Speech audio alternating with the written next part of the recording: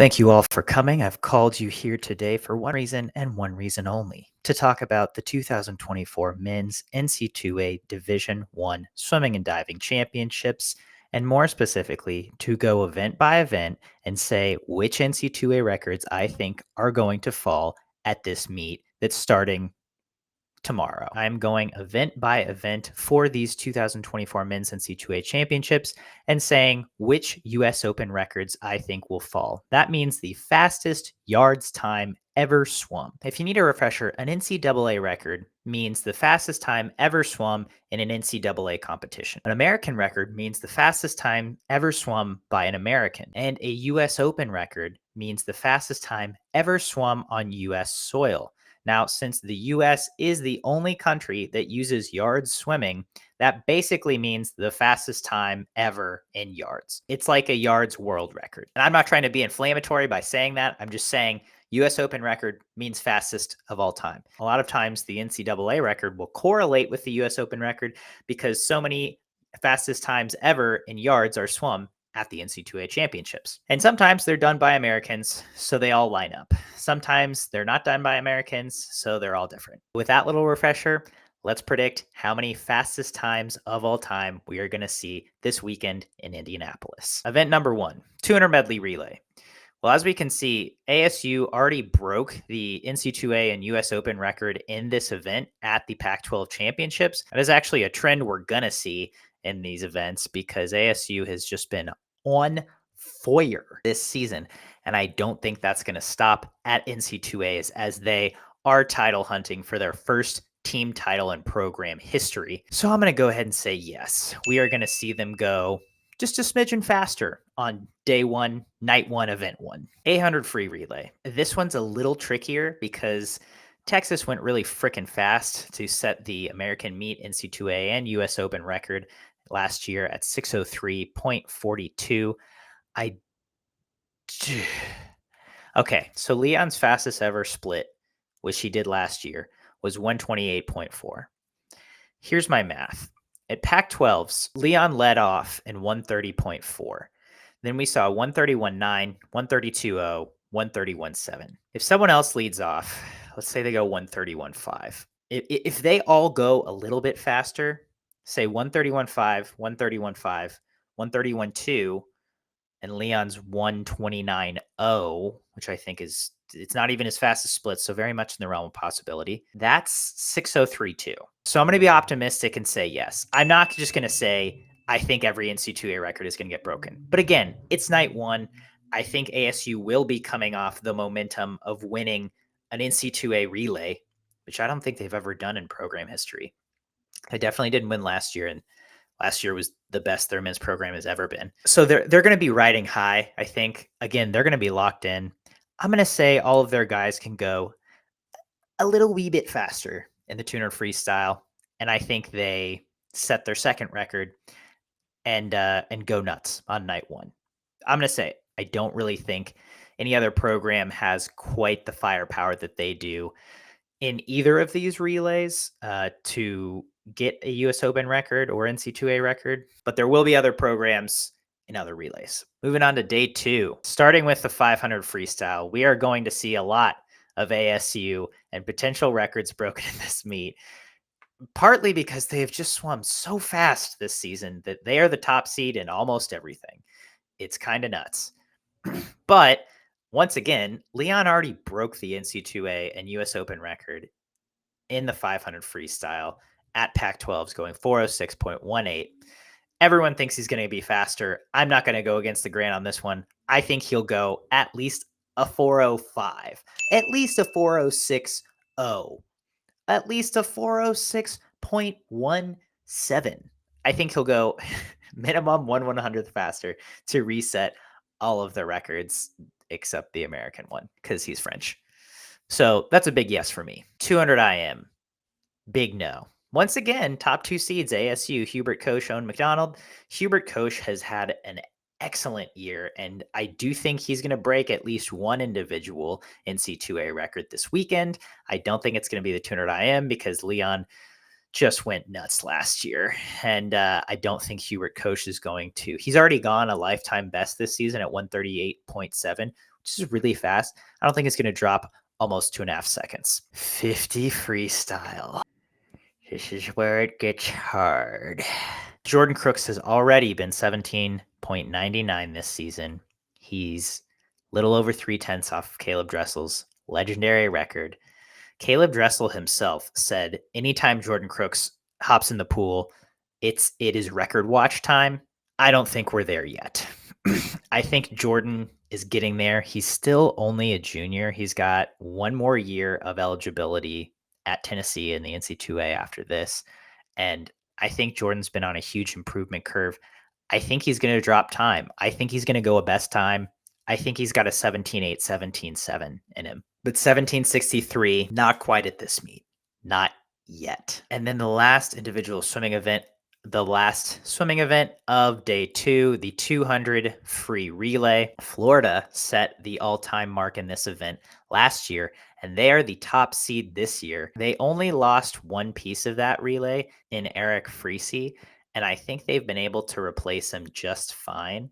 So I'm going to say they've got a chance. If I had to put money on this, I would say no. I think they'll come up just short because last year they were so freaking sharp on that relay. They really nailed it perfectly. I think Florida will win, but I think they're going to come up just short of their record. But it's entirely possible that they break their record and go even faster this year. I'm going to take a stance because I don't want to leave you with will they, won't they? I don't think they're breaking it this year. Moving on to day 3. 400 IM. Leon Marchand set this record last year. He's the top seed again. Once again, ASU top 2 seeds. Man, they are deep. They've also got the 9th and 10th seeds, just because why not? Will Leon break his 328.82? That swim sucked the oxygen out of the room last year. It made everyone just gasp and not know what to think.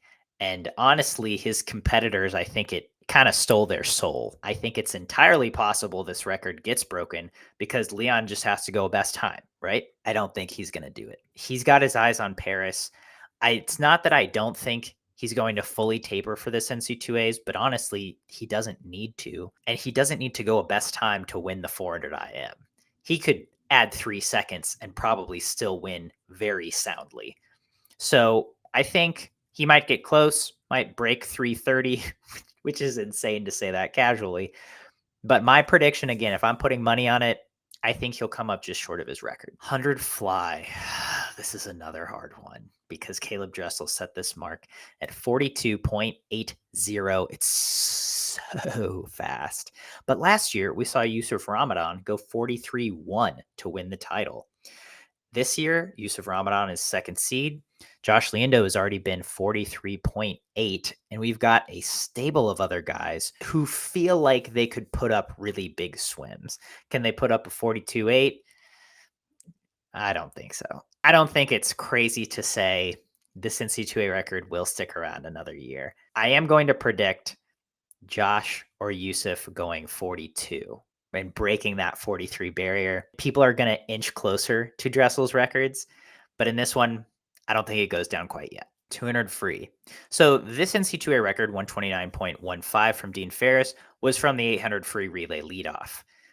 And it makes a lot of sense that it would get broken in that relay leadoff once again versus the actual individual event because it's on day 1, not day 3, as opposed to the individual event that's on day 3. So do I think anyone's breaking it in the individual 200 freestyle? No. Do I think someone has the potential to break it on the relay leadoff? Yes, I do. Yes, I do.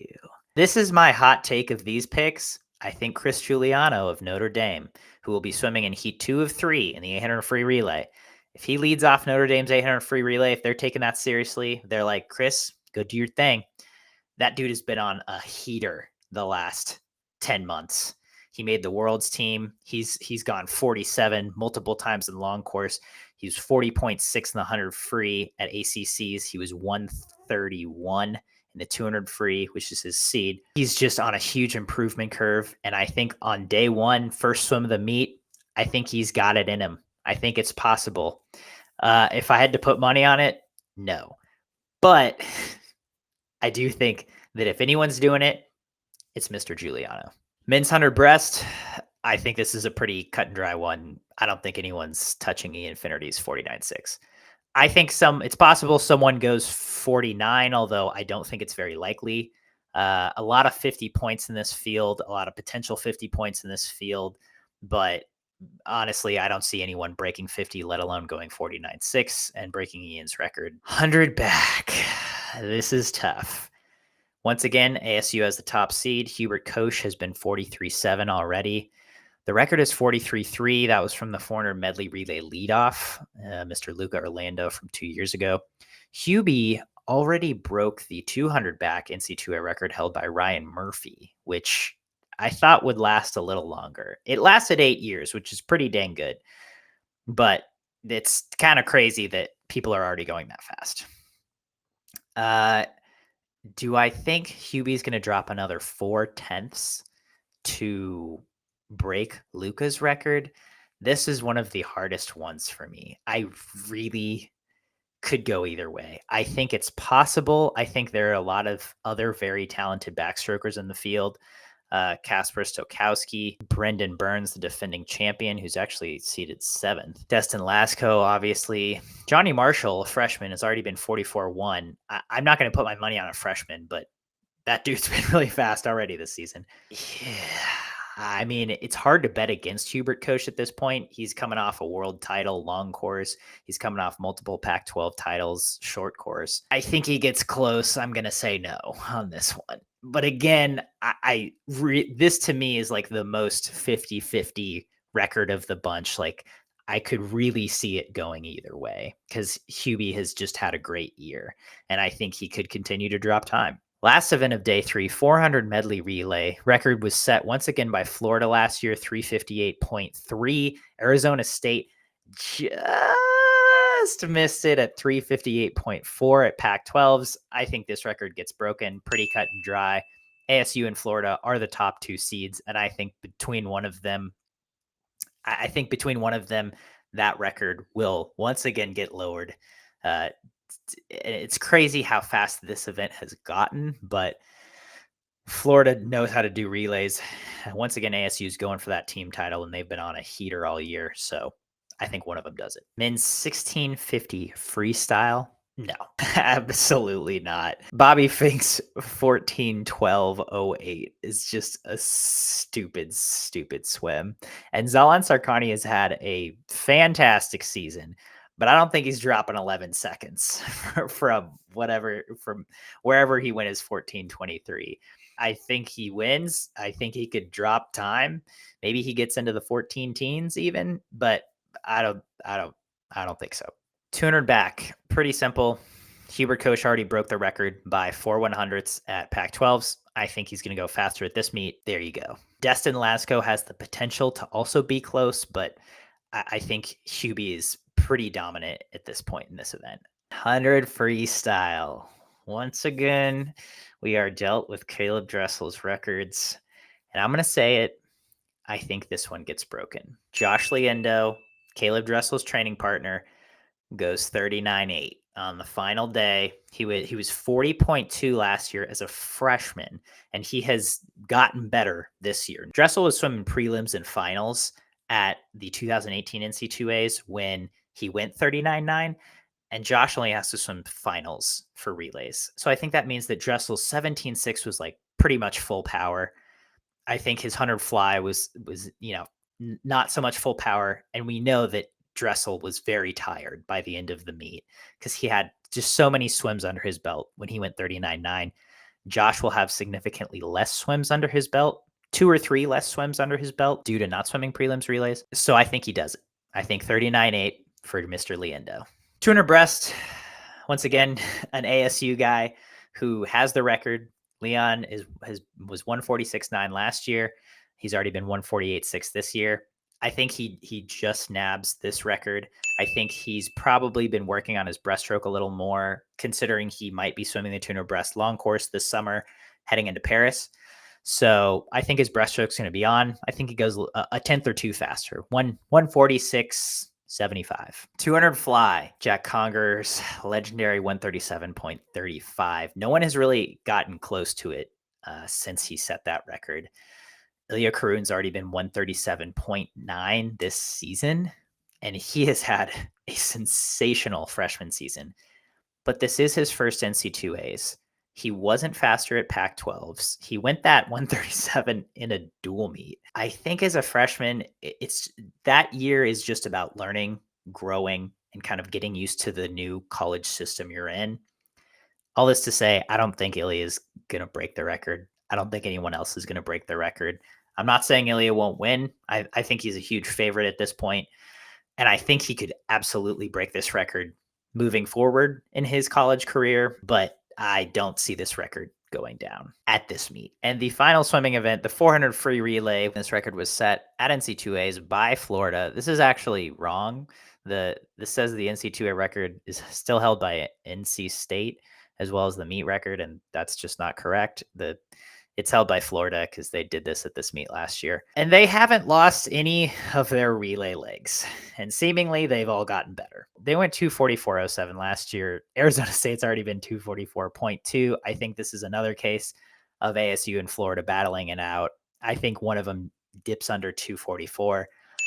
Which one I don't have to call because that's not what this is about, but I think one of them gets the record. And that is my predictions for which NC2A and US Open records will go down at these men's 2024 NC2A championships.